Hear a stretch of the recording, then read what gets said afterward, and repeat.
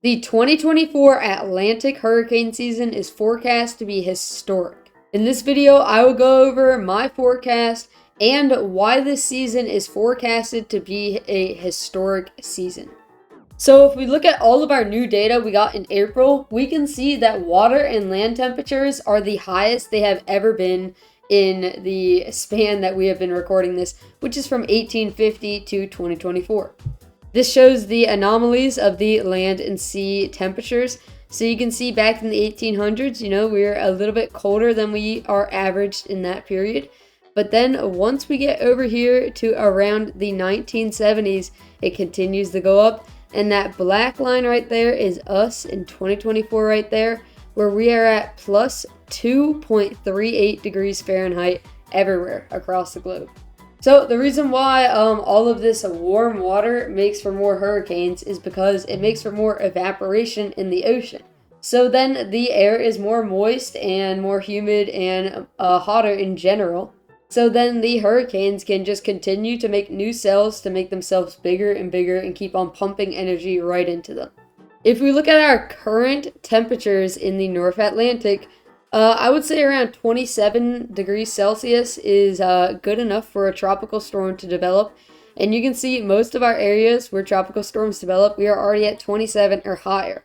If we look at the ocean heat content, we can also see that the red contours are basically ready for rapid intensification, and it's only June.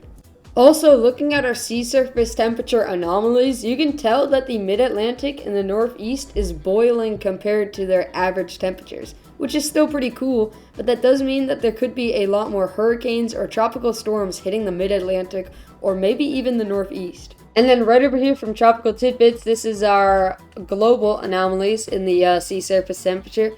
You can see it's a lot colder right over here, which we'll talk about in a minute. But you can also see the entire Atlantic Ocean is warmer than normal. But back over here to these colder temperatures. This right here is called a La Nina. It's whenever this area right over here in the Pacific, the temperatures are colder because the east to west flow is a lot stronger, pushing all of this warm water out over here to around Asia, and that makes upwellings of cold water. Now, this is bad for you if you live on the Atlantic coast because this means less shear in the Caribbean area and the entire Atlantic, which means storms will not be able to be ripped apart and they'll just continue intensifying until they hit the U.S. This is our ENSO index right over here. So you can tell that we were in an El Nino over here the past winter and the past summer and during the springtime. We have been in a El Nino. So this means that there was more storms developing down there on the tropical jet stream, which means that there are more storms in general across the United States. Especially in the southern United States, you probably experienced that this winter with the strong El Nino that we had. There was a lot of storms in the southern U.S. during winter. Now we are in a neutral phase. This is a leaning La Nina neutral phase. And we are going to continue to go into a La Nina phase. As you can see, this right over here is the Columbia Climate School forecast. And as you can see, during the peak of our season, which is August, September, October, we will be in a La Nina. There's a 75% chance of that, meaning there most definitely will be. So as I was saying, an El Nino makes a lot of thunderstorms on the tropical jet stream. So this causes a lot of trade winds to happen and wind shear in the Atlantic. So it's not favorable for hurricanes. But this year, we're in a La Nina. So there are not as many storms forming because the sea surface temperatures are colder in the Pacific. Meaning that the trade winds are less strong, meaning that we have less wind shear. Which basically just opens the gates. There's no stopping the hurricanes. They just continue to go through. So with La Nina, storms are more readily able to organize than El Nino. Tropical Tidbits, they made a video about this forecast. They go into a lot more detail about El Nino, La Nina, and the trade winds. So if you do want to check that out after my forecast, that will be in the description. There is always a high pressure system around Bermuda, a little bit northeast of Bermuda. So this high pressure system can either direct the storms right into the east coast, or it can deflect them off the sea or places like Canada. During El Nino, this high pressure system is a lot weaker. But we're in a La Nina, which makes this high pressure system a lot stronger, meaning that the winds from west to east are a lot stronger in that high pressure system, meaning storms will be more influenced to hit the east coast. So last year we were in an El Nino, and you may have noticed that a lot of storms just deflected off to the north. And that's because that high pressure system was a lot more east rather than west. This year it'll be a lot more west rather than east, meaning it's closer to the east coast, meaning more storms will hit the east coast. And all the things that we have talked about so far have been very similar to 2005 and 2020.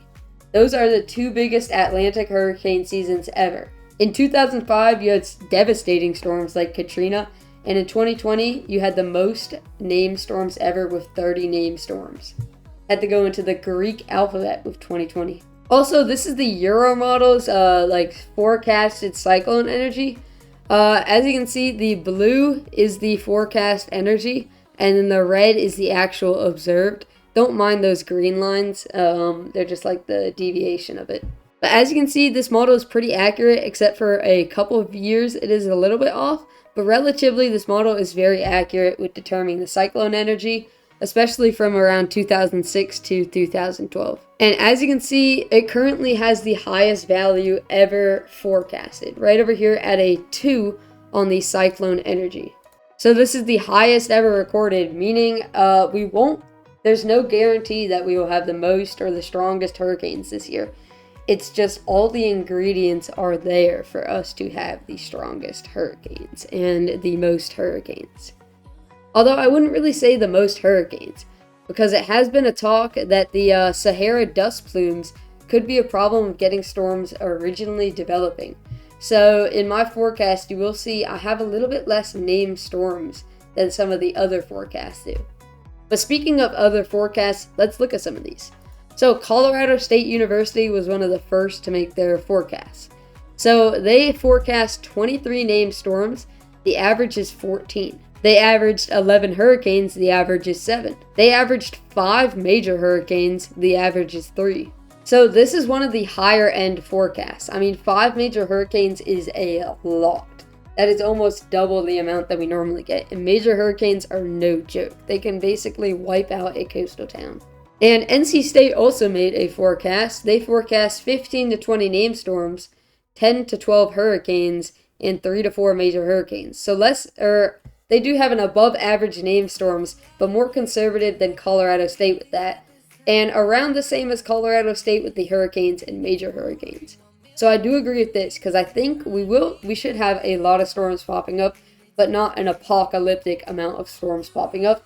But once we do get a storm popping up, if it's in the right place, it will pop off. And then the historically most accurate NOAA's forecast. They forecast 17 to 25 named storms. That's very, very broad, so around 21 named storms or so. They forecast 8 to 13 hurricanes, so around 10 hurricanes, and 4 to 7 major hurricanes. That one's a big one right there. 4 to 7, I think that's a little bit too much, but I don't know. Seeing how high the temperatures are, seeing how low the shear is and everything, you could get that many major hurricanes. They're forecasting basically 5 or 6 major hurricanes. And an 85% chance of this being an above normal season. I have a lot of confidence in that. I'd say a 90% chance of that. But it is time for my personal forecast. So right over here, this is my 2024 hurricane season forecast. So as you can see, I forecast 21 named storms. The average is 14 to 15, so this is quite above average. This is a way above average year, but compared to some other forecasts, this is a bit more conservative on the amount of storms. The amount of hurricanes, I went along with the other forecasts, and I said 11 hurricanes. We average around 7, so this is quite a lot above average. And then major hurricanes, other forecasts are saying like 6 or 7. I don't think there's going to be that many major hurricanes just in the Atlantic. I mean, if you combine the Pacific and the Atlantic, yeah, there could be 7 major hurricanes easily. But just in the Atlantic, 7 major hurricanes seems unrealistic. So I went with 4 major hurricanes. The average is 3. And then one statistic that the other ones didn't have, you can't predict this very well this far out.